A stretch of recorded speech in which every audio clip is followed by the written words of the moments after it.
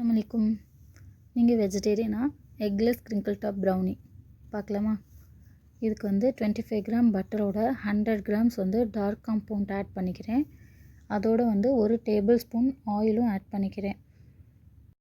இதை மூணையும் சேர்த்து நல்லா டபுள் பாயில் மெத்தடில் மெல்ட் பண்ணி எடுத்துக்கலாம். பார்த்தாலே தெரியும் எவ்வளோ கிளாஸி லுக்காக இருக்குன்ட்டு. அப்படி இல்லை அப்படின்னா நீங்கள் வந்து மைக்ரோவேவ் ஓவனில் கூட மெல்ட் பண்ணி எடுத்துக்கலாம். அடுத்து வந்துட்டு 37 கிராம் வந்து மைதா எடுத்துக்கலாம். மைதா கூட வந்துட்டு 8 கிராம் வந்து கொக்கோ பவுடர் ஆட் பண்ணிக்கலாம். டார்க் கொக்கோ பவுடராக இருந்துச்சுன்னா நீங்கள் வந்து 5 கிராம்ஸ் ஆட் பண்ணால் போதும். நான் வந்து இங்கே 8 கிராம் கொக்கோ பவுடர் ஆட் பண்ணியிருக்கேன்.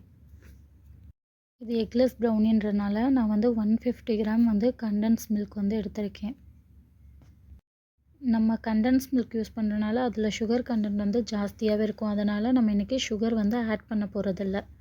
இப்போ வந்து 150 கிராம் கண்டென்ஸ் மில்க் எடுத்துகிட்டு அதில் மெல்ட் பண்ணி வச்சுருக்க அந்த டார்க் காம்பவுண்டு, பட்டரு, ஆயில் இந்த மிக்சரை வந்துட்டு நல்லா ஊற்றி மிக்ஸ் பண்ணிக்கலாம். நல்லா மிக்ஸ் ஆனதுக்கப்புறம் எடுத்து வச்சுருக்க ட்ரை இன்க்ரீடியன்ஸை வந்து நம்ம வந்து சிப் பண்ணி ஆட் பண்ணிக்கலாம். இது வந்து எக்லெஸ் ப்ரௌனி அப்படின்றதுனால வந்துட்டு நம்ம வந்து 1/4 டீஸ்பூன் வந்து பேக்கிங் பவுடர் வந்து ஆட் பண்ணுவோம். நம்ம நார்மலாக எக் ப்ரௌனிக்கெலாம் பேக்கிங் பவுடர் யூஸ் பண்ண மாட்டோம். ஏன்னா எக்லேயே வந்து அந்த ஃப்ளஃபினஸ் கொடுக்கும். இது எக்லெஸ் அப்படின்றனால நம்ம பேக்கிங் பவுடர் வந்து யூஸ் பண்ணியிருக்கோம். இதை வந்து நல்லா வந்து மிக்ஸ் பண்ணிக்கணும். நம்ம மிக்ஸ் பண்ண வந்து பேட்டர் வந்து கொஞ்சம் டைட்டாகிற மாதிரி இருக்கும்.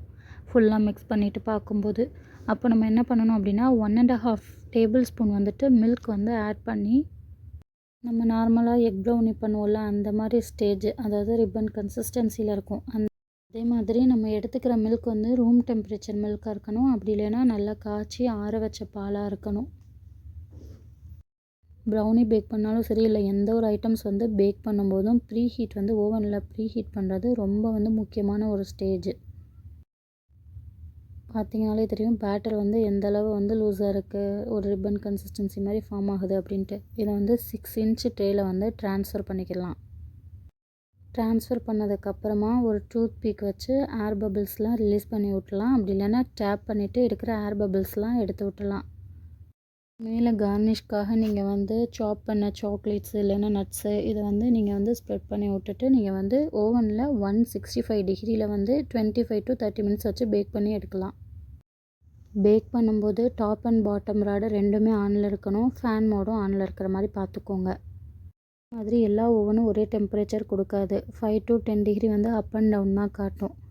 நீங்கள் பார்த்தீங்கனாலே தெரியும் எவ்வளோ அழகாக கிரிங்கிள் டாப்போட உள்ளே வந்து ஃபஜ்ஜியாக வந்து ப்ரௌனி ரெடி ஆகிருக்குன்ட்டு. தேங்க்யூ.